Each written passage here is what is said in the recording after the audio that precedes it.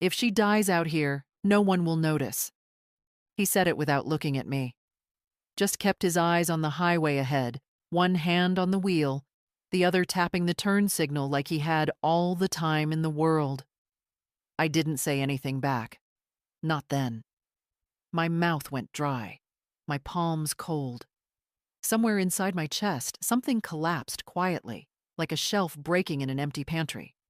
The desert stretched on both sides, flat and burnt and merciless. Arizona sun had no kindness, just heat and silence. Brandon didn't turn his head once. He always had that calm voice, even when he was little.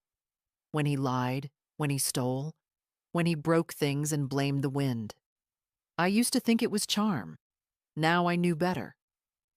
I mean, he said casually, this road's barely used anymore. You'd think they'd shut it down completely. Nothing but sand and dead bushes for miles. I glanced at the speedometer. 65. Not slow enough to feel safe. Not fast enough to be a mistake. He knew exactly what he was doing. I was wearing my old cardigan, the blue one with the missing button. I'd put it on out of habit, not thinking it would be the only thing between me and the wind if he opened the door. Funny, the things you notice when you think someone might kill you. The silence stretched until I thought it would tear me open. He reached into the glove box and pulled out a granola bar. Want one? I shook my head. My throat was still locked. He ate it in 2 bites. You know, Tracy says you've been confused lately, forgetting things, repeating questions. That wasn't true. Not completely. You're almost 80, Ma. It's natural. I turned my head to the window. The heat shimmered over the road like a fever dream. There wasn't a single car in sight. Not behind. Not ahead. I didn't ask where we were going. He'd said clinic, but hadn't told me which one. I'd gotten in the car like always. Because when it's your child asking, you don't demand details. You don't imagine betrayal. You say yes. You button your sweater. You take your purse and climb in. Now I understood the mistake. Brandon cleared his throat. Thing is, if something happened out here, it might take days before someone finds out. That's the crazy part. People just disappear.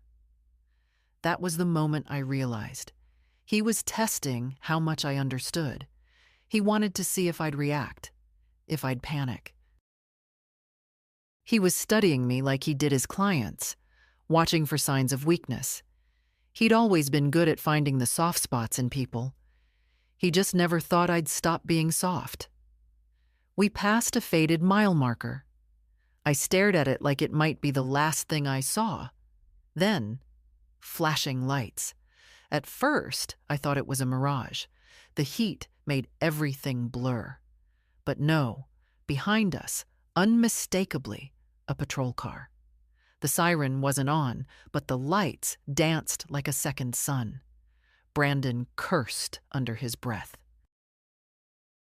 I said nothing, just watched his knuckles tighten on the wheel. He didn't stop right away. Took another half-mile before pulling onto the shoulder. Rolled the window down halfway, the way guilty people do when they want to act normal. The officer approached slowly. Sunglasses, neutral tone. Afternoon, sir. License and registration? Brandon handed them over, feigning calm. Was I speeding? Not exactly, the officer said, then turned to me. Ma'am, are you okay? His voice was too pointed, not casual, not routine. I turned to him, met his eyes. Something in my face made him pause. Ma'am, he repeated, slower this time. Can you tell me your name? I nodded. Miriam Royals. And where are you headed today? I opened my mouth. Nothing came out at first. Then, he said if I died out here, no one would notice. The words came out so quietly I wasn't sure the officer heard, but his expression shifted. Slightly. Just enough. I see, he said. He straightened, looked at Brandon again. "Sir, I'm going to ask you to step out of the vehicle." Brandon laughed, short and sharp. "For what?" "For a conversation." I watched as the officer gestured to the side of the road. Brandon hesitated, then got out, slamming the door harder than needed. They spoke where I couldn't hear. I sat frozen, heart steady now, too steady, like it wasn't mine. Another patrol car arrived. A younger officer walked up to me gently. "Ma'am, can you tell me if anyone forced you into this car today?" "No." "But you didn't know where you were going?" I nodded. "And you felt unsafe?" I looked at him. My voice was clear this time. "Yes." He nodded, then asked if I wanted to step out and sit in their vehicle while they sorted things. That's how I found myself on the side of an empty Arizona highway, watching my son speak to the police. Calm at first, then louder. Hands moving. Face red. They say that after a certain age, women disappear. But I didn't disappear today. I was found. They didn't arrest him. Not yet. The first officer, the older one, came back to the car and told me I wasn't in any immediate danger, that they'd be asking more questions, that a detective would follow up. He said it kindly, gently, like someone talking to a woman made of paper. "Do you have somewhere to go right now?" he asked. I nodded. "Home." "Would you like a ride?" I glanced over at Brandon. He was leaning against the patrol car now, arms crossed, sunglasses back on, mouth tight. A stranger I gave birth to. A man who once cried when he lost his favorite toy truck at the grocery store. He was 7. I remember because I went back and found it for him. In the cereal aisle, next to a box of Cheerios. "No," I said. "I'll wait for him to drive me." The officer hesitated. "Are you sure?" I gave him the same look I used to give my most difficult students. The kind that says, "I'm old, not stupid." "I'm sure." He nodded, said he'd be in touch, and walked back to his car. A minute later, they both drove off. Dust rose from the road. Silence returned. Brandon didn't say anything for a long time, just stared at the horizon. Then, "What the hell did you tell them?" I didn't answer. "You made it sound like I was kidnapping you." Still, I said nothing. I didn't owe him a defense. "You know what, Ma?" He laughed, dry and sharp. "This is why Tracy says we need to get you checked. You're paranoid, forgetting things, making up stories." I looked at him finally. "I remember exactly what you said." He rolled his eyes. "It was a joke." "No, it wasn't." We drove the rest of the way in silence. The engine hummed, the wheels buzzed, and I sat with my hands folded in my lap like a girl on a school bus, waiting to arrive somewhere she didn't want to be. When we pulled into my driveway, the porch light was already on. I'd left it that way, always forgetting to switch the timer back after the season changed. The house looked tired, same as me. White paint peeling near the gutters, wind chimes tangled on one side. Brandon didn't turn off the engine. "You gonna tell anyone else?" "Like who?" He shrugged. "I don't know. A lawyer. Your old friends. That weird neighbor who's always watching us." I opened the door. "You think this is over?" He didn't reply. I stepped out and closed the door. The car idled a few seconds longer, then backed out fast and disappeared down the street. Inside the house, the air smelled like lavender and dust. I left the lights off. Just stood there in the dark, shoes still on, cardigan slipping off one shoulder. The silence wasn't comforting tonight. It pressed. I walked to the kitchen, poured water into the kettle. My hands shook slightly, but not from fear. From the weight of everything I hadn't let myself feel while I was in that car. The kettle boiled. I made tea, sat at the table. The clock ticked. I replayed the words in my head over and over. If she dies out here, no one will notice. It wasn't just a threat. It was a truth he believed, and that was worse. I took a sip of tea. The cup clinked gently against the saucer. On the fridge was a photo. Brandon at 10, missing front tooth, muddy knees, holding up a tiny fish. Behind him, my husband, Tom, with both hands on his shoulders.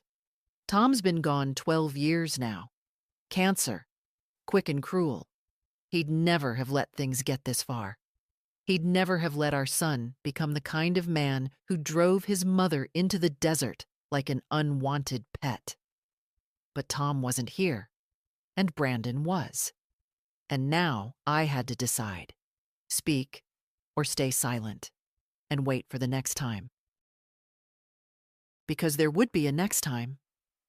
The police might have thought it was nothing, a misunderstanding, a poor joke between a stressed-out son and his elderly mother. But I'd seen Brandon's face when he said it. He meant it. He'd calculated the risk. He'd weighed how long it would take for someone to miss me. I finished my tea, set the cup down. Then I got up and walked to the living room. Opened the small filing cabinet near the bookshelf. Inside were documents. Property deed, insurance papers, my will. I added a note to the top of the stack. Dated it. If anything happens to me, look at Brandon first. Simple. No drama. Just facts. Then I called Marla, my neighbor. The weird one Brandon always rolled his eyes about. Retired nurse, lived 2 houses down. Always noticed when I didn't take in the mail. She picked up after 2 rings. "Hey there, stranger," she said. "You all right?" "No," I replied. "But I will be." Marla showed up 20 minutes later, still in her gardening gloves. I didn't bother turning on the porch light. The moon was enough. She looked at me for about 3 seconds before saying quietly, "Something's happened." I nodded. "You could say that." Inside, she sat across from me at the kitchen table, her elbows resting on the wood, eyes steady. She didn't ask the kind of questions people ask when they only want gossip. She waited. That's what I liked about her. She never rushed silence. "He took me out on the highway today," I finally said. "Said we were going to a clinic. Then he told me if I died out there, no one would notice." Her mouth tightened. She didn't gasp. She didn't say, "Oh my God." She just breathed in slowly, like someone counting facts. "Did anyone hear him?" "Just me." "And then?" "The police stopped us, randomly. I think they saw his plates, maybe expired tags. I don't know. They asked if I was okay. I told them what he said." Marla leaned back, exhaling. "And?" "They let us go." Jesus. He laughed, drove me home. Said it was a joke. Marla reached over and put her gloved hand on mine. "You know it wasn't." "I know." We sat in silence again, the kind that hums with everything unspoken. Outside, a night train moaned somewhere beyond the desert hills. The kettle whistled. I poured her tea. "Tracy?" she asked finally. "She's behind it. I don't know how much, but she's part of it. She's been telling people I'm losing memory, that I forget things." "Do you?" I smiled faintly. "Only birthdays. Not threats." That made her snort softly. Then she turned serious again. "You should tell the police everything. File a statement." "They won't believe it. Not without proof." "Then get proof." I looked at her. The lines on her face deepened by shadow. "You sound like my husband." Then maybe he was right. After she left, I sat alone for a long time. The air smelled faintly of her gloves. Earth and mint. "Proof," she'd said. At 77, I'd never thought I'd have to gather proof against my own child. But here I was. I took my phone from the counter, scrolled through old messages. The last one from Brandon was 3 weeks ago. Don't forget your appointment. Tracy says you mixed up your meds again. Another lie. I scrolled further. Bank alerts, a few grocery deliveries, insurance mail. All automatic. My world had shrunk to lists and reminders. That's what happens when you start letting other people organize your life. They stop asking what you want. It was close to midnight when I opened the hallway closet and pulled out the small safe box Tom had bought years ago. Inside were his old ledgers, our marriage certificate, and a black notebook. The kind you keep receipts in. I'd started writing things there months ago. Dates, names, small moments that felt wrong but too petty to mention aloud. Now I saw how they connected. May 12th. Tracy suggested I let her refill my pills so I don't mix them. June 3rd. Brandon took over the car insurance to simplify things. July 8th. Bank card declined. Brandon fixed it. August 19th. I found 2 missing checks from my book. Bank error, he said. And today's date, already waiting for me to finish the sentence. September 2nd. He said if I die here, no one will notice. I closed the notebook and put it back in the safe. For a long while, I listened to the quiet house. Refrigerator hum, pipes ticking. You start hearing your own heartbeat at my age when nights get too silent. And that heartbeat sounded calm, not fearful, just steady. In the morning, I drove to the police station myself. The same officer from yesterday was there, the one who'd called me ma'am like I was a ghost. His nameplate said P. Gallagher. He looked up when I entered. Mrs. Royals? Yes. He rose halfway from his chair. Are you all right? I am, but I need to file a report. He motioned for me to sit. I told him everything again, in order. The clinic, the highway, the words.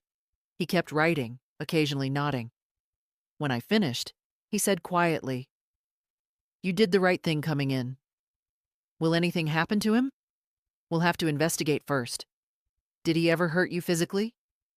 No, not yet. He hesitated, pen hovering.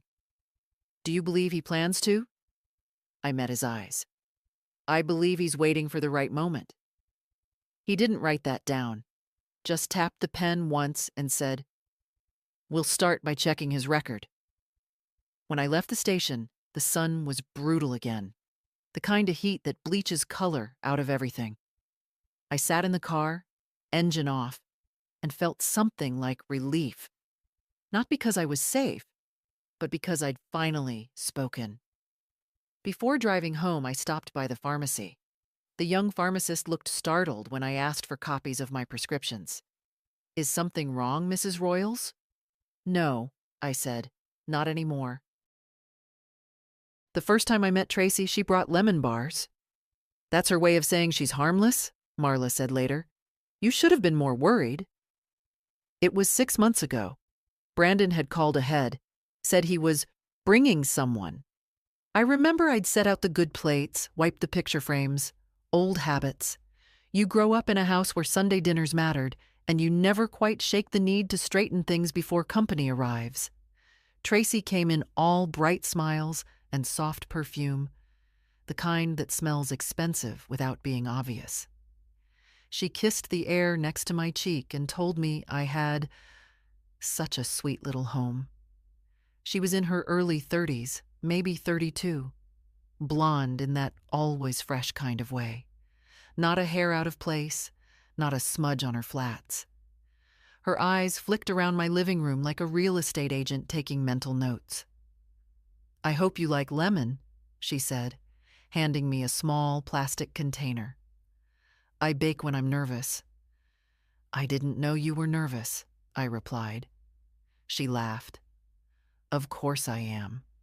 Brandon talks about you all the time. That was the first lie. We had tea. She complimented the china, asked about the roses in the yard, said I looked so young for my age. Flatterers always overreach.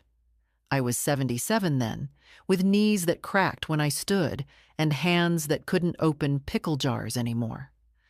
I didn't need to be told lies about youth. When they left that evening, Brandon kissed my forehead and told me he was glad I liked her. I didn't say I hadn't said that. I just smiled. That's how it started. Then came the small changes. Tracy started coming around more often, dropping off meals, offering to help around the house. She said it was just to be kind, that she loved old people, which frankly is a phrase I've never trusted. You love a person, not a category. She began suggesting things, gently at first. Have you considered switching your blood pressure meds? I know a doctor who specializes in geriatric cases. You really shouldn't drive alone anymore. The sun out here is brutal.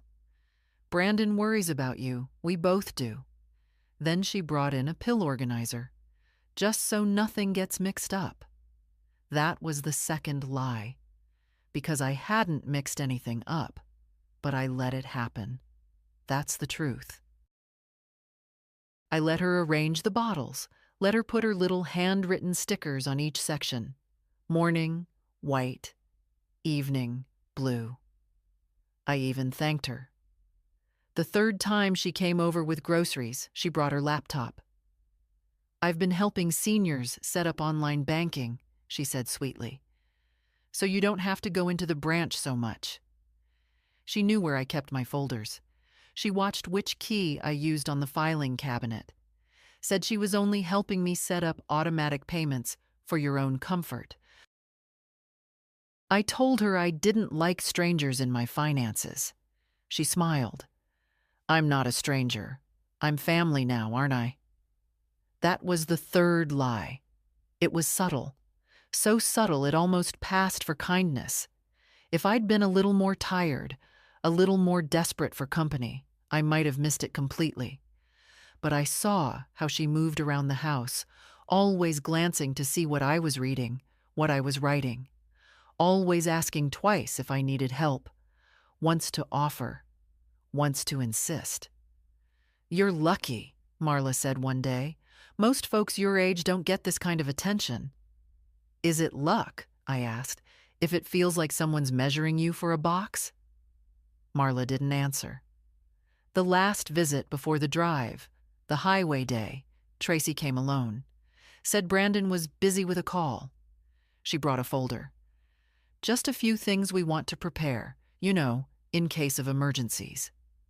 There were forms, powers of attorney, medical directives, access to my health records. All blank, all ready for signatures. She said it was just paperwork, just planning. I didn't sign. I told her I needed time to read it. She looked disappointed. That night, Brandon called. She didn't mean anything by it, he said. She just wants to make sure you're taken care of. I'm already taken care of. He didn't respond. I went to the kitchen, looked at my pill box. One of the labels was slightly peeled. I lifted it. Underneath, in tiny print, the name of a medication I didn't recognize. I looked it up. It was a sedative. Not mine. Not prescribed. That was the fourth lie. I didn't tell Brandon. I didn't tell Tracy. I just threw the whole box away and started fresh from the pharmacy. The one Marla's nephew managed. I asked for paper labels, not stickers, and I told him I'd be picking them up in person from now on. I want a witness, I said, even if it's just your security camera. He smiled. Yes, ma'am. The next time Tracy visited, she asked where the pill organizer was. I changed my system, I said. She looked at me for a long moment, then smiled. Whatever makes you comfortable. That was the fifth lie. The first sign that something had shifted came on a Wednesday. I was weeding the front garden, trying to rescue the poor lilies from the Arizona dust, when Brandon pulled up without warning. He didn't come alone. Tracy was in the passenger seat, sunglasses on, hair perfect as ever. He didn't even greet me properly, just leaned on the fence and said, "Mom, we've been talking. You shouldn't be out here in the heat anymore. It's dangerous." "I've lived through hotter summers," I said, straightening up. My knees cracked. "Besides, these lilies won't survive without me." Tracy smiled with that careful politeness people reserve for strangers. "We just want you to save your energy for more important things." "Like what?" "Appointments, health, maybe even moving closer to town," Brandon said. "There's a nice senior complex near Glendale. Pool, gym, medical staff on site. I'm not moving anywhere." He sighed, the way he always did when he thought I was being unreasonable. "It's not forever, Ma. Just temporary. Until we know you're okay." "I am okay." "Tracy says you've been confused. You threw away your medication last week." I felt my stomach tighten. "I changed pharmacies." "Without telling us?" Tracy's tone was light, but her meaning wasn't. "That's not safe." "What if you took the wrong pills?" "I didn't." She looked at me the way a nurse looks at a stubborn patient, with sweetness that tastes of pity. "We're only trying to help." Help. That word again. Always shaped like a gift, always carrying a lock inside. That evening, after they left, I found the spare key missing from under the porch flower pot. I'd kept it there for decades. The next day, I called a locksmith and had all the locks changed. By Saturday, Tracy called to check in. "I stopped by earlier," she said lightly, "but I guess you were out." "I wasn't," I said. A pause. Then, too quickly, "Oh, must have gotten the wrong day." That was the sixth lie. 2 days later, a letter came. Not handwritten, but typed, formal. Royals Family Care Plan printed at the top. A list of suggestions. Simplify medication. Reduce solo driving. Adjust property management. Delegate power of attorney. At the bottom, in tiny print, Tracy's full name and credentials. Tracy Morgan, RN, Private Elder Support Consultant. I didn't know she had a title, or that she used it like a weapon. I folded the letter neatly, placed it in my black notebook, and underlined the date in red. Then I called Marla. "She's setting the stage," Marla said, after listening quietly. "They want to prove you're not fit to handle your own affairs." "For what?" "Money," she said simply. "Or control. Maybe both." I laughed, but there was no humor in it. "I don't have enough for anyone to scheme over. You have a house, a pension, and savings. That's enough." That night, Brandon called again, cheerful as ever. "Hey, Ma, did you read Tracy's plan? It's just some ideas." "I read it." "And?" "I burned it." He didn't laugh. "That's not funny." I wasn't joking. There was silence, and then softly, he said, "You're making this hard. I'm not the one making it anything." He hung up. After that, the visit slowed. A week passed, then 2. I started to think maybe the storm had blown over, but people like Tracy don't vanish. They regroup. The next time she appeared, it was a Sunday afternoon. She came alone, carrying a grocery bag, smiling too much. "I brought you some soup," she said. "You've lost weight." "Soup from where?" "I made it myself." "I'll eat later," I said, taking the bag and setting it on the counter unopened. She walked through my house like she owned the air. "You know, Brandon worries you're lonely." "I'm fine. I could stop by more often." No, thank you. She turned to me, the smile fading just a little. You don't have to be afraid, Miriam. I'm not afraid. You should be, she said softly, then smiled again, as if the words hadn't come out at all. When she left, I threw the soup away, didn't even open the lid. The smell of it made my stomach turn. That night, I locked every window, closed every curtain, slept with the lamp on, not because I feared shadows, but because I wanted to see clearly when the next lie came through the door. It started small. One missing pill. I'd counted them out of habit that morning. The white ones, the ones that keep my heart from dancing to its own dangerous rhythm. 90 tablets in the bottle when I'd filled the prescription. Last Thursday. Today there were 83, 7 gone. I checked the bathroom sink, the kitchen table, the trash. Nothing. I hadn't dropped them. I never left bottles open. I've lived long enough to know that carelessness is a luxury for the young. When I called the pharmacy, the clerk pulled up my record. You refilled early last month too, he said. No, I didn't. It says right here, Mrs. Royals, August 11th, picked up by authorized proxy. My stomach dropped. By who? He hesitated. By your daughter. I don't have a daughter. Silence. Oh, he said finally. Then maybe it was someone else on file? Could you check the signature? A pause, then a quiet, careful voice. It says T. Morgan. Tracy. Can you print me a copy of that authorization? Of course, ma'am. Do you want to pick it up or have it mailed? I'll come in myself. When I hung up, I stood in the kitchen staring at the phone.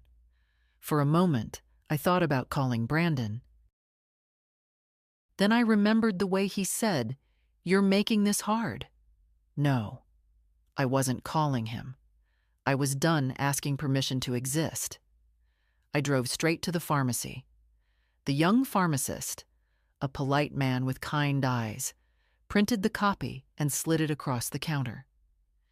You might want to talk to your doctor about this, he said softly. I folded the paper neatly into my purse. I will. On the way out, I stopped by the blood pressure machine near the door. Not because I needed it, but because I wanted to sit for a moment.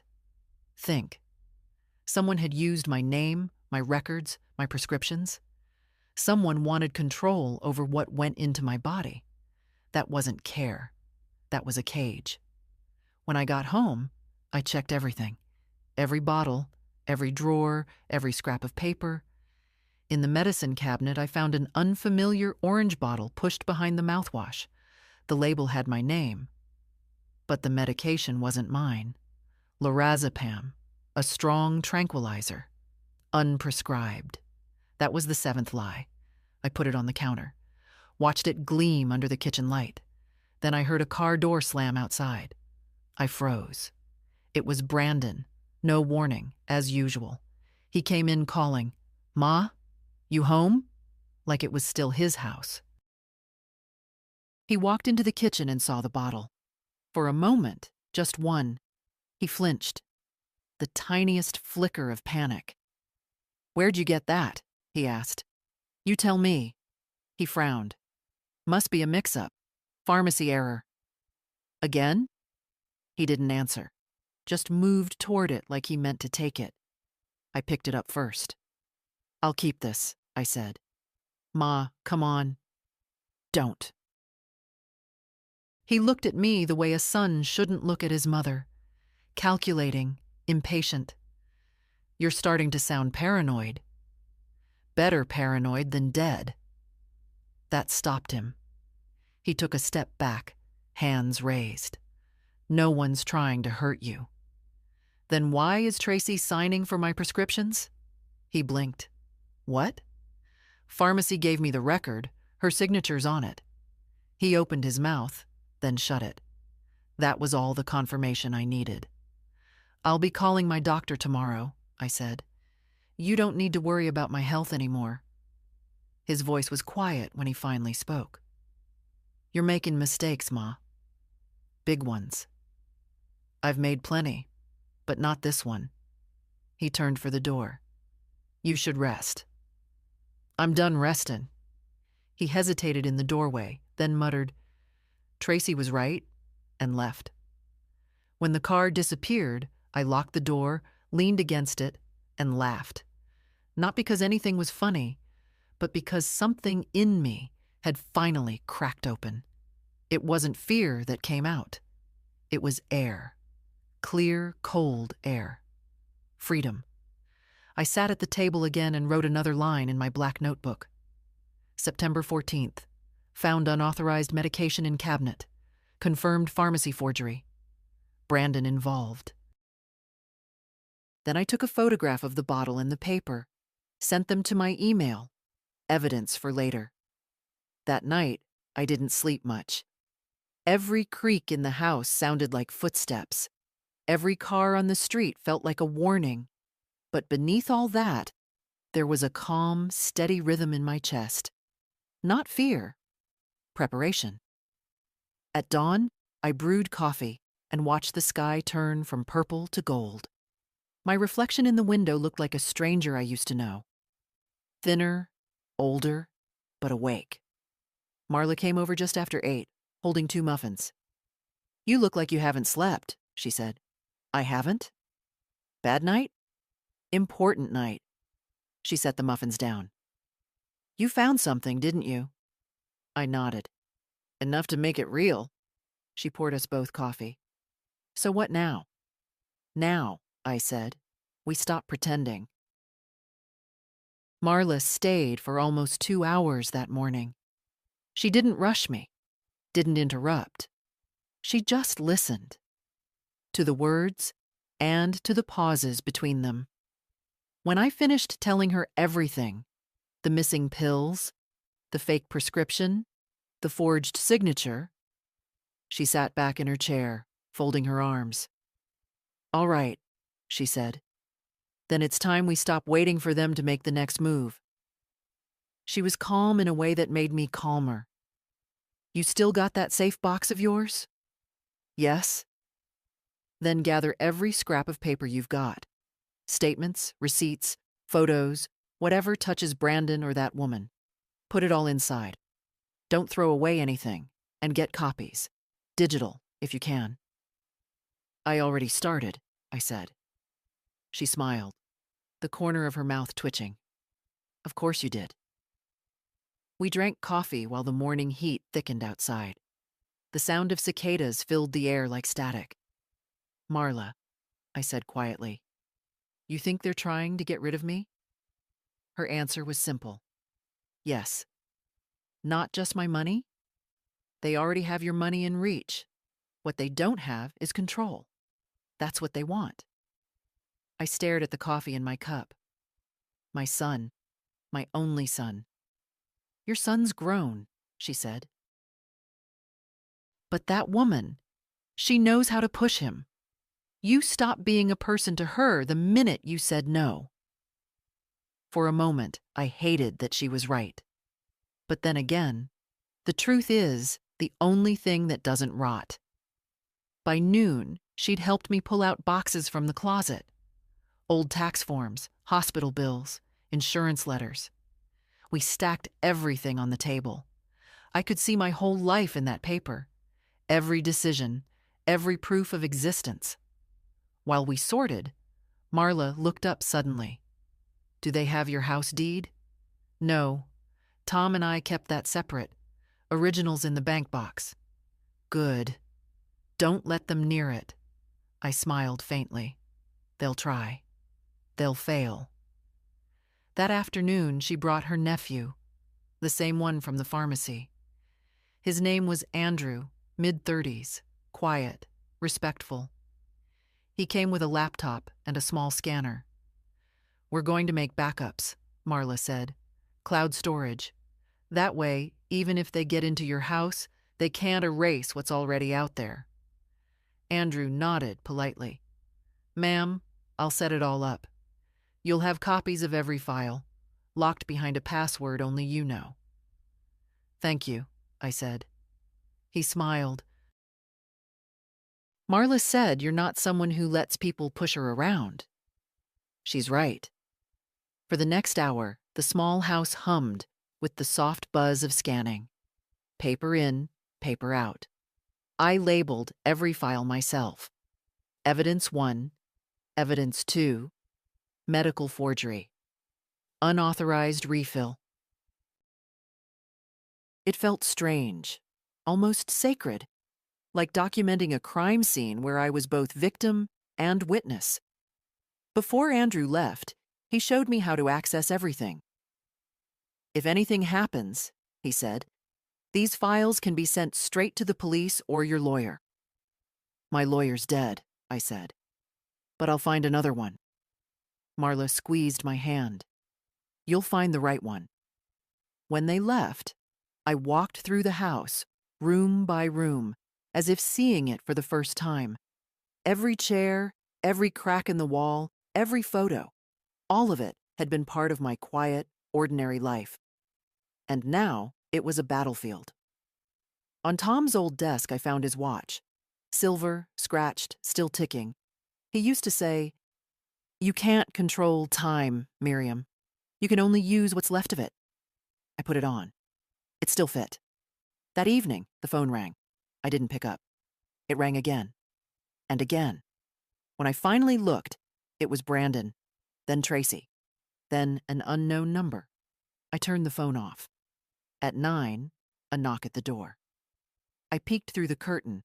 Tracy, holding a grocery bag again, the same soft smile like painted porcelain. I didn't open. "Mrs. Royals," she called sweetly. "I just brought you dinner." I stayed silent. Another knock, louder this time. "Miriam, I know you're in there. Brandon's worried sick." The porch light illuminated her face, calm and patient, like a nurse waiting for consent.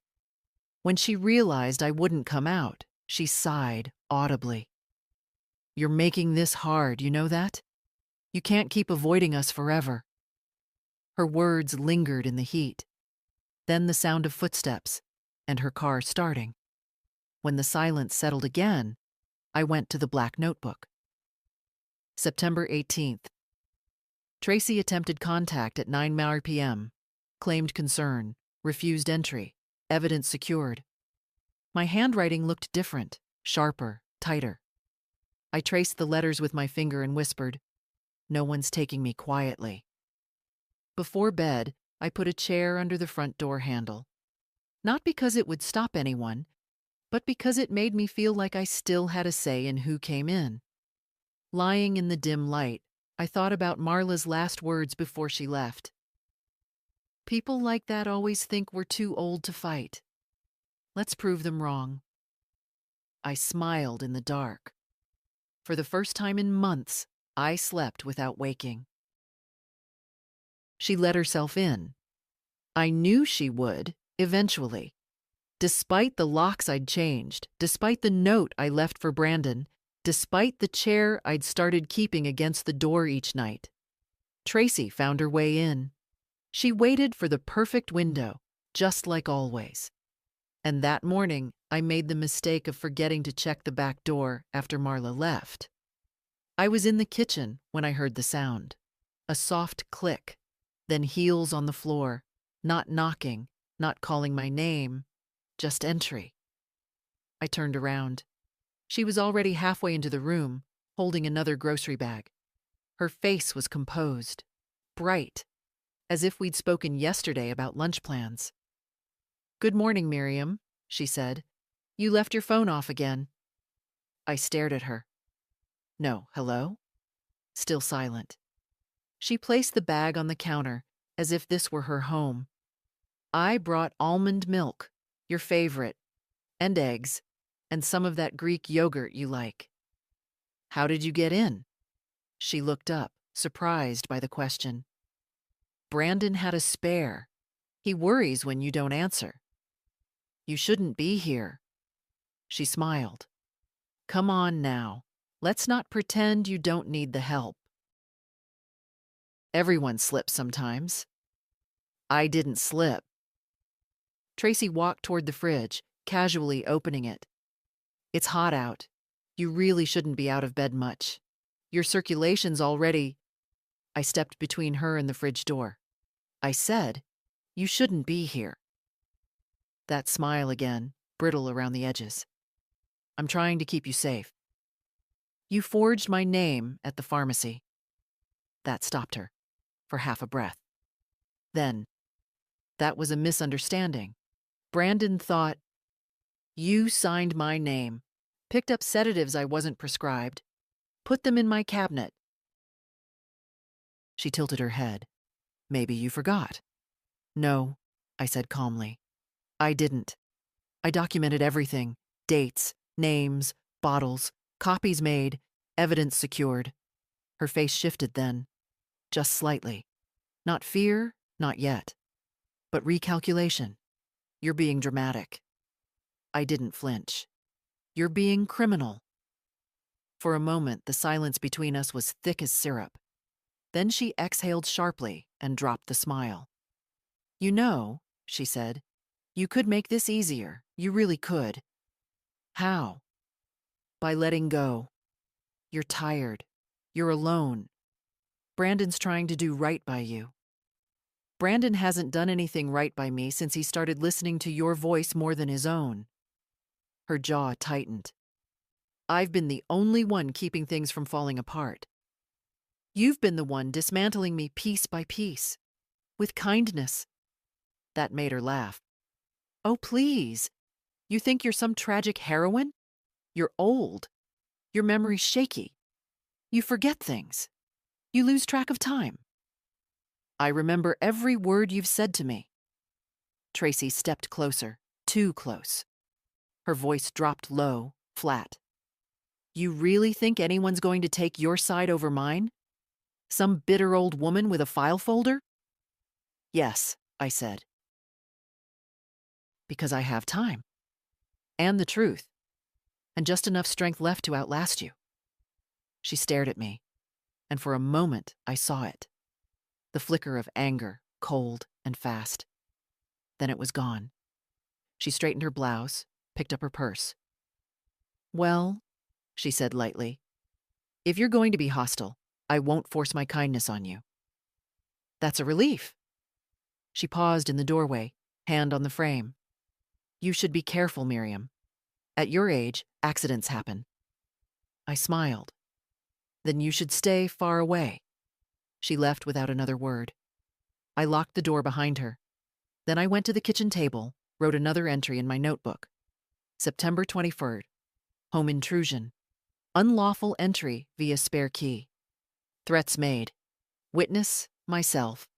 Actions, documented, logged. Then I picked up the house phone and dialed my lawyer's office. I need to update my will, I said, and remove someone from all access. After she left, I didn't move for a long time. Just sat at the table, notebook in front of me, pen uncapped, hands still. The house was quiet in that way only old houses can be. Not silent, but full of tiny sounds.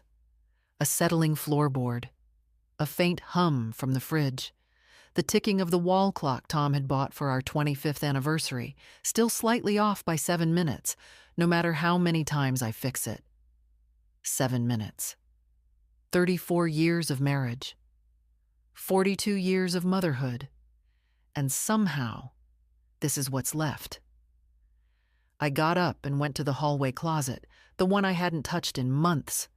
Behind the extra linens and Tom's winter coat, which I still can't bring myself to give away, there was a box. Cardboard, soft at the corners. Inside, letters. All unsent. Not the kind people keep from lovers or old friends, but the kind mothers write and then never mail. For birthdays missed. For apologies swallowed. For truths choked down to keep peace at the table. They were all to Brandon. I pulled one out, dated 12 years ago. He was 30 then, still recovering from his divorce, full of anger and half-grown pride. In the letter, I had written, I know you blame me for things I never intended, for being quiet when your father was stern, for holding on too tight when you left. But I loved you more than anything. I still do. I hadn't signed it, just folded it and put it away. Another one, from the year he asked for help with the down payment. He'd come in with charts and promises, full of that old, charming hustle. I gave him what I could. He never said thank you. The letter said, "I'm not angry, just tired of buying love and calling it motherhood." I remembered the night I wrote it. Sitting on the porch with a blanket around my shoulders, the smell of rain in the air, but I'd torn it in half, taped it back together the next day. Another letter. No date. I'm afraid of what you've become around her.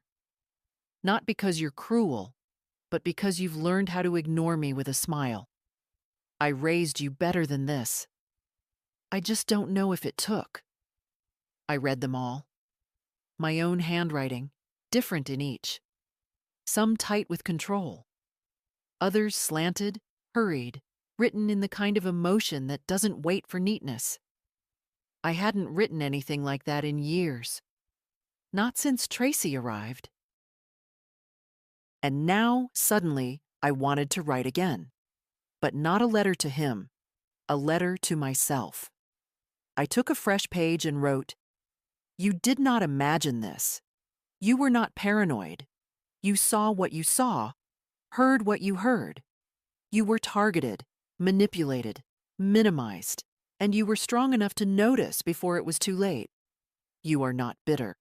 You are not weak. You are not crazy. You are awake." When I finished, I folded it, placed it on top of the stack, and tied the box closed. Then I placed it in the safe. These were not accusations. These were not pleas. These were records of all the times I'd let silence win. And now I wasn't. At dusk, I lit the porch light, even though I wasn't expecting anyone. It was something Tom always did. "Just in case someone good passes by," he'd say. "A light says you're still here." I sat by the window with tea and waited for dark to settle. In the distance, a few coyotes cried, a sound I'd heard all my life but never quite got used to. My phone buzzed once on the table. I didn't look at it. Not tonight. Instead, I thought about what would go in my next letter. This time, not unsent, and not to Brandon. The day he took me on the highway started like any other. Clear skies, dry heat. The kind of morning where the sun pushes through the curtains before you're ready. I'd made toast, poured 1 cup of coffee, not 2, not anymore, and watched the sparrows gather around the empty feeder Tom had nailed to the pine. At 9:07, Brandon called. "Morning, Ma. Tracy made an appointment for you. Just a checkup, routine stuff. I'll pick you up at 10. That was the first I heard of any appointment. "Which clinic?" "Same one as last time," he said quickly. "You'll like this doctor. He specializes in memory care." "I'm not seeing a memory doctor. It's just to rule things out." "Come on, don't make this difficult." I didn't argue, not because I agreed, but because I needed to see him, face to face. There are things you can't measure over the phone. Tension, hesitation, lies between words. At 9:58, he pulled into the driveway. I didn't recognize the car. A rental, newer, cleaner, unfamiliar. Not his usual dusty sedan with the broken air vent. He stepped out wearing sunglasses, holding a bottle of water, smiling just enough. "You ready?" I nodded. He took my purse, without asking, and placed it gently in the back seat. Not the front, not next to me. That was the second thing. The third came 10 minutes into the drive. We weren't heading toward the clinic. We'd taken a different road, longer, quieter, stretched through parts of the desert where gas stations die and don't get replaced. I watched the signs change. Fewer exits, more sand, vultures circling farther out. I said nothing, because sometimes silence tells you more than questions ever will. He didn't explain the detour, just turned up the air conditioning and made small talk. How hot it's been, how expensive groceries are, how Tracy's thinking about going back to school. None of it meant anything. Then, without looking at me, he said, "If she dies out here, no one will notice." Just like that. No build-up, no humor, no softness. I didn't flinch. I didn't speak. I just stared straight ahead, hands folded in my lap like I was back in church, listening to a sermon meant for someone else. He said it like it was a fact, not a threat. Like weather. Like gravity. And maybe that's what he believed, that age makes you forgettable, that the world's too loud to care about one old woman. We drove another 3 miles, then another. No music, no words. Then the lights appeared in the rearview mirror, flashing red and blue, small against the horizon, then closer, impossibly close. He swore under his breath. I kept still. The officer pulled us over just past mile marker 192. Nothing but dust and brittle weeds for miles. I remember the number because I thought, if this is where I die, at least someone will know where it happened. The officer approached, calm but firm. Asked for license, registration, the usual. Then he looked at me. "Ma'am, are you okay?" That question, so simple, so loaded, caught me off guard. Not because I didn't know the answer, but because no one had asked it in months. Not, "Do you need groceries?" or "Did you take your pills?" but "Are you okay?" as a person. I nodded, then shook my head, then said, "He said if I die out here, no one will notice." I hadn't planned to speak. The words just came, and something in the officer's eyes changed. The way a man shifts when he realizes the story isn't what he thought it was. Brandon got out of the car when asked. He argued, he gestured. He tried charm, then irritation, then calm again. They didn't arrest him. They just asked questions, took notes, let us go. He was quiet on the way back, didn't explain, didn't deny, just drove. And when we got home, I didn't cry, didn't scream. I sat in my chair, hands still folded, and realized that line, "No one will notice," wasn't just about location. It was about me. He thought I was gone already, erased, convenient. But I wasn't. And now I had names, details, a day, a place, a mile marker, a start. There was a second, a single, sharp second, just after he said it, when I thought, this might be it. We were on a stretch of highway where the road buckled slightly, where the desert pressed too close and the horizon looked like it might tip over and vanish. He had one hand on the wheel, the other on his thigh, fingers tapping. Calm, casual. If she dies out here, no one will notice. It wasn't just the words. It was the tone, like observation, like idle thought. The way someone might say, "This is a bad stretch of road," or "That cloud looks like a dog." I turned my head toward the window, but I didn't look at the view. I watched his reflection instead. In the glass. Slight. Blurred. But there. He didn't glance at me, didn't laugh, didn't take it back. That was when I knew. It wasn't a slip of the tongue. It was a weighing of consequences. A test balloon. And the world stayed quiet. No brake, no swerve. Just 65 miles an hour and the sound of wind. It would have been so easy. The shoulder was narrow, gravel scattered, soft dip into nothingness. I imagined the scene. Headline on the local paper. Elderly woman suffers fatal accident on remote stretch of highway. No foul play suspected. A tragic misstep. A distracted son. A moment of grief. He'd cry, I'm sure.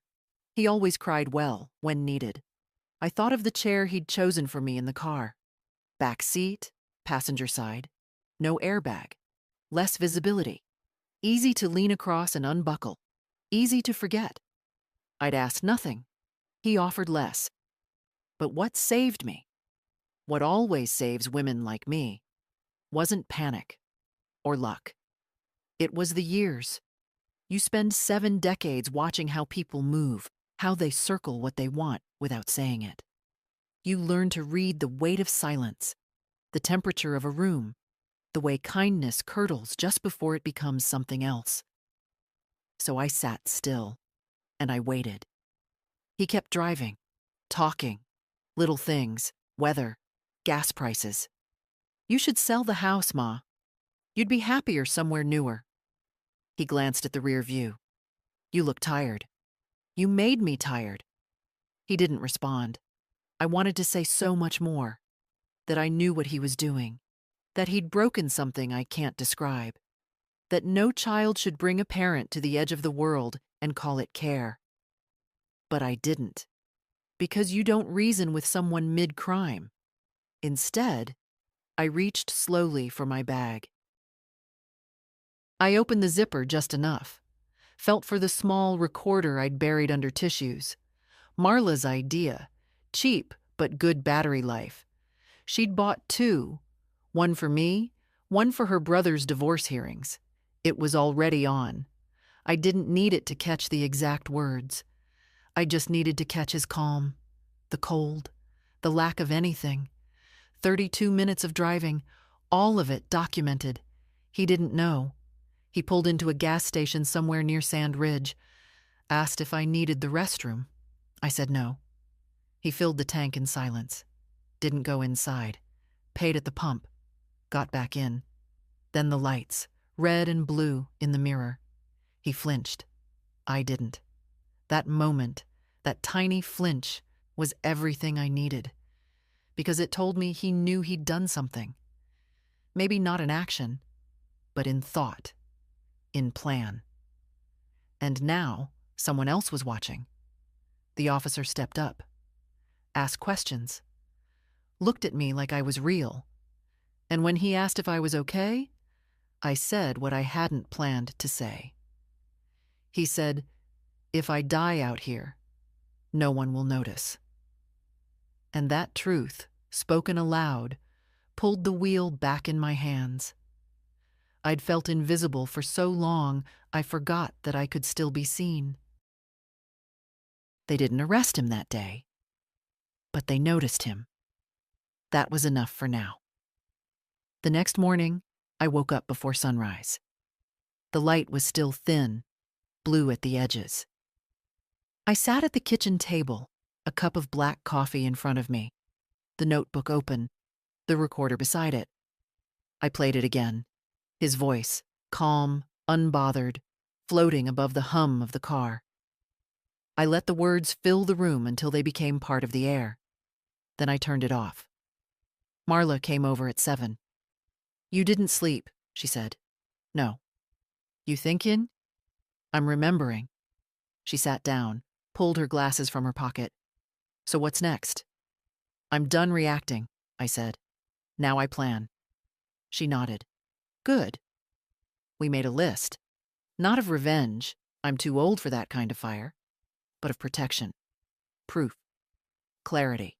Step 1, duplicate everything. Step 2, inform a lawyer, not the family one, a new name, unconnected. Step 3, meet the police again with evidence. Step 4, call my bank, lock access.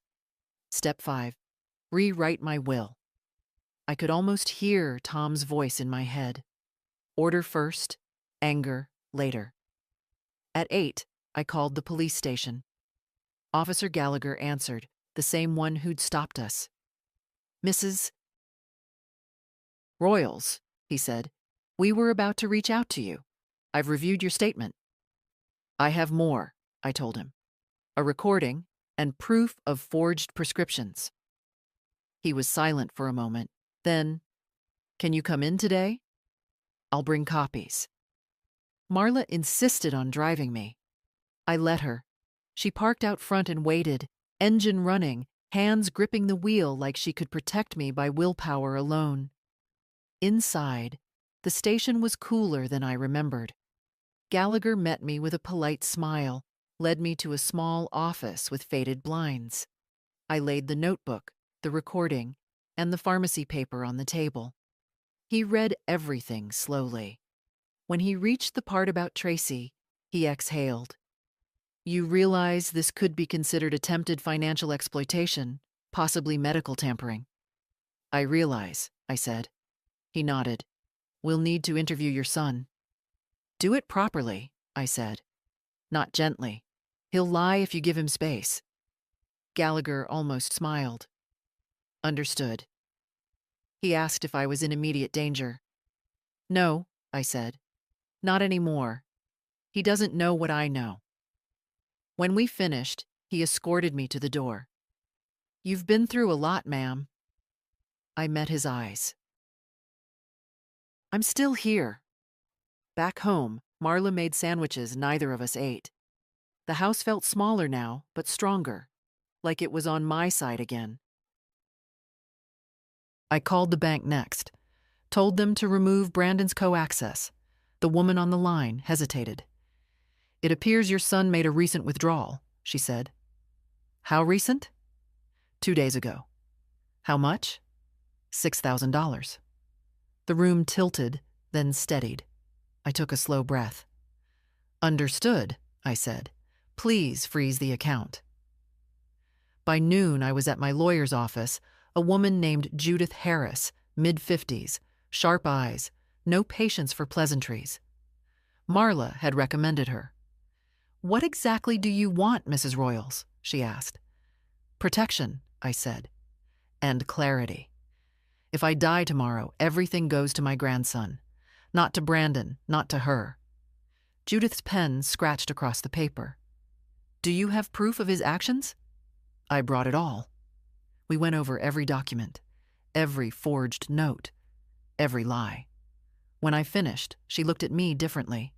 Not as a client, but as a witness. You've built quite a case, she said. I've had time. Before I left, she asked, Do you want to press charges now? Not yet, I said. Let him walk a little longer. He's used to walking free. Let him think I'm still quiet. Judith nodded. When you're ready, call me first. Outside, the heat hit like a wall. But it didn't feel suffocating anymore. It felt earned, like proof of survival. That evening, I cooked for the first time in weeks.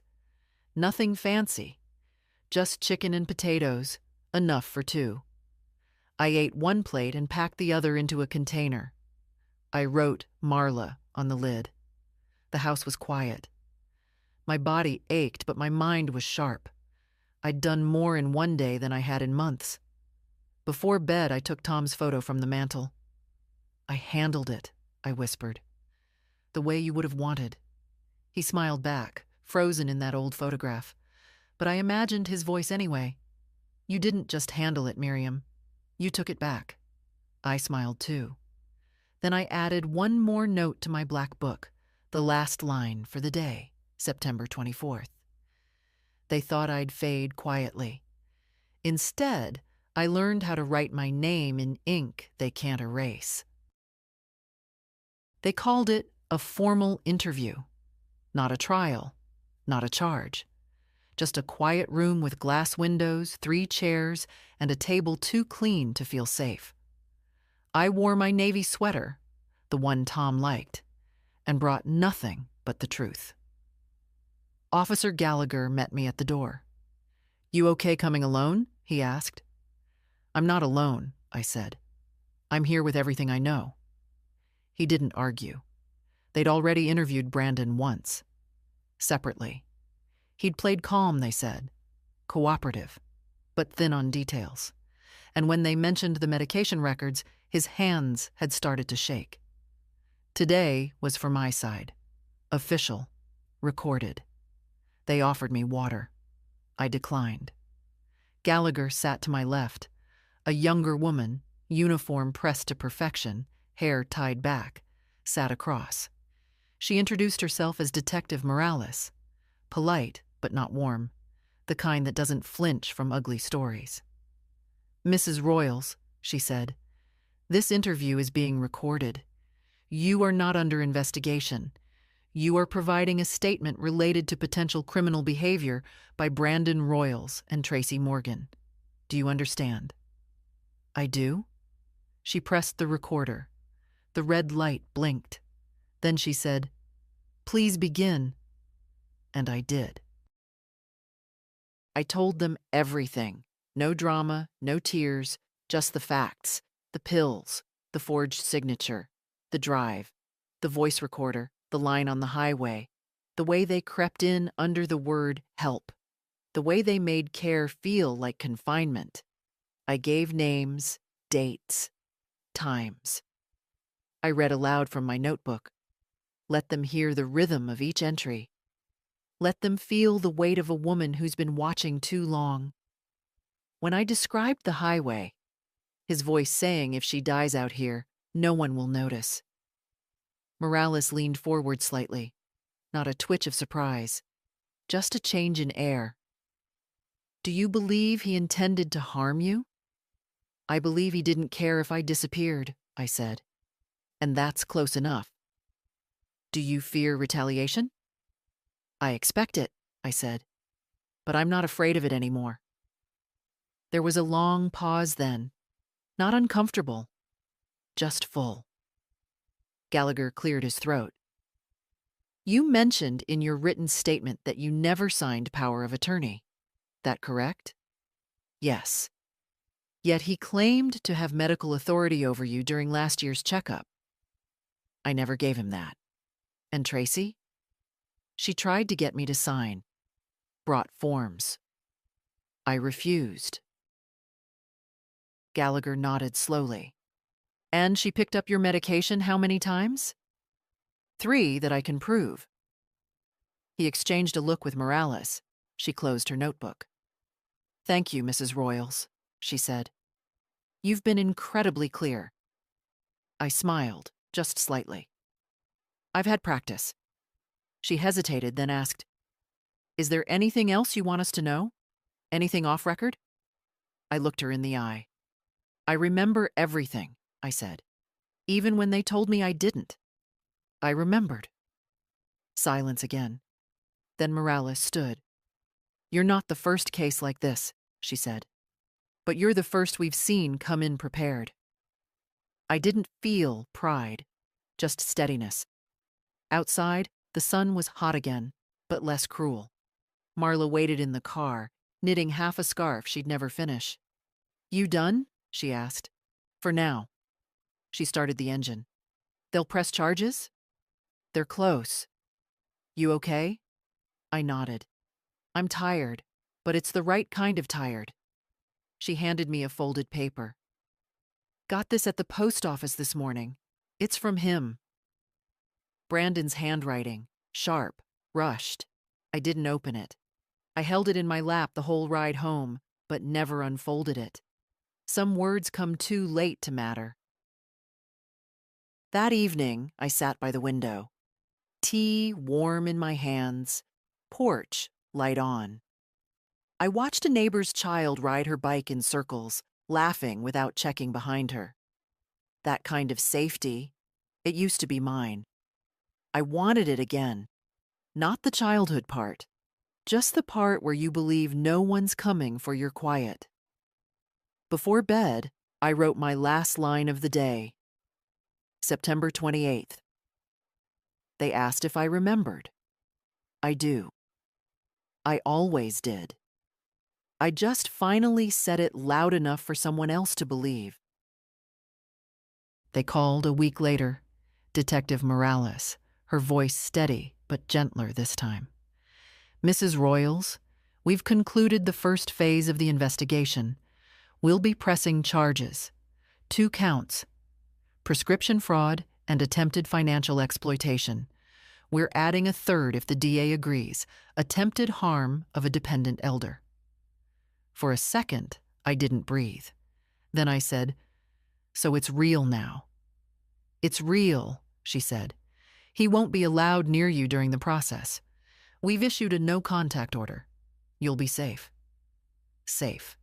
It's a word people use like a bandage. Thin, temporary, polite. But for once, it landed. After I hung up, I sat in the living room, staring at the sunlight cutting through the curtains, dust drifting like slow snow. I thought of Tom again. How he used to say that sunlight tells the truth about everything if you let it in. I let it in. Marla came that afternoon with a pie and a grin. "I heard," she said. "Half the town will by tomorrow." "I didn't do it for that." "I know," she said, "but still, good." We ate in silence for a while. She watched me the way a mother watches a newborn, proud, worried, reverent. "What are you going to do now?" she asked. "I'm going to live in my house, water my lilies, read, bake when I feel like it." "That's it?" "That's everything." The next day, a woman from Adult Protective Services came by. Younger than Morales, kinder than expected. She asked if I had family support. "I do," I said. "Her name's Marla." She smiled. "I meant your son." "I know," I said. "I gave you the right answer." She wrote something down, nodded, and left me a business card. I placed it in my black notebook, where all the other truths live now. That evening, the phone rang again. Unknown number. I didn't answer. But later, curiosity made me check the voicemail. It was Brandon. "Mom, I don't even know where to start. They came to the office. I didn't mean for it to go that far. Tracy said it was just for organization. I thought we were helping." His voice cracked. Practiced or not, I couldn't tell. "I'm sorry," he said finally. "Please call me." I deleted it. I didn't hate him. I just didn't have room left for that particular emotion. Hate still ties you to someone. I'd done my time in that loop. 2 days later, I went to the post office to pick up mail I'd missed during the interviews. A small envelope waited. No return address. Inside, a photo. Brandon as a boy, about 9, sitting on Tom's shoulders, both laughing. On the back, in Tom's handwriting, "Keep them laughing." It felt like a reminder, not of them, but of me. That I used to laugh too, that I still could. I came home, placed the photo on the mantel. The house felt lighter somehow, as if the walls had been holding their breath for months and were finally exhaling. At sunset, Marla came by with iced tea. We sat on the porch, legs wrapped in blankets, watching the sky turn gold. "You think he'll go to jail?" she asked. "Maybe. Maybe not." "That doesn't bother you?" "I just wanted the truth on record," I said. "Justice isn't always the same as peace. But peace is what I wanted." She nodded, then smiled. "And you got it." "Almost," I said. "One more thing." The next morning, I went back to Judith's office. My lawyer. She greeted me with that same professional calm. "I'm here to finalize the documents," I said.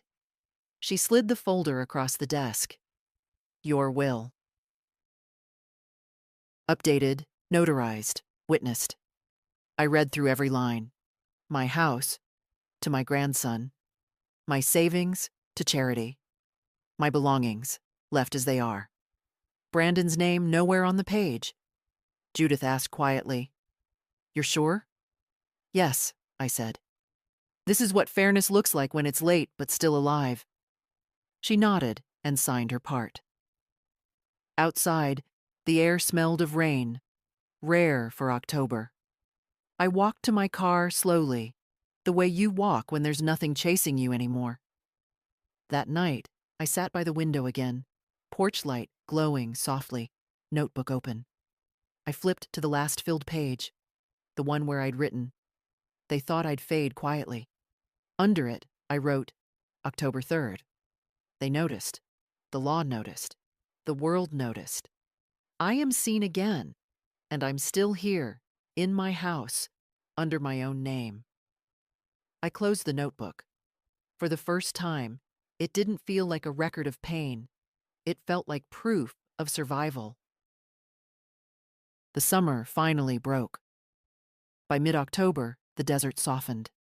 The air smelled faintly of dust and citrus, the kind of scent that belongs to places still healing from heat. My garden, brown for months, was suddenly green again. The lilies came back. I hadn't expected them to. I thought I'd lost them, same as I'd almost lost myself. It was early morning when I stepped outside barefoot, coffee in hand, a sweater over my nightgown. The porch boards creaked under me. Familiar music. For the first time in a long while, the sound didn't make me tense. It made me grateful. Each small creak meant here, still here. Across the street, Mrs. Klein's grandchildren were chasing one another through fallen leaves, their laughter carried, sharp, and alive. I smiled, thinking of Reed, my own grandson, studying somewhere up north. He called me last week, not to ask for money, just to talk. I heard about Dad, he said carefully. I know. You okay, Grandma? I am. He hesitated. Do you still want me to visit for Thanksgiving? I want you to visit because you want to, not because you think I need supervision. He laughed softly. Then I'll come because I want to. After the call, I cried. Not because I was sad, because someone had finally spoken to me without agenda. That kind of kindness feels almost violent when you've lived too long without it. Now the days run simple.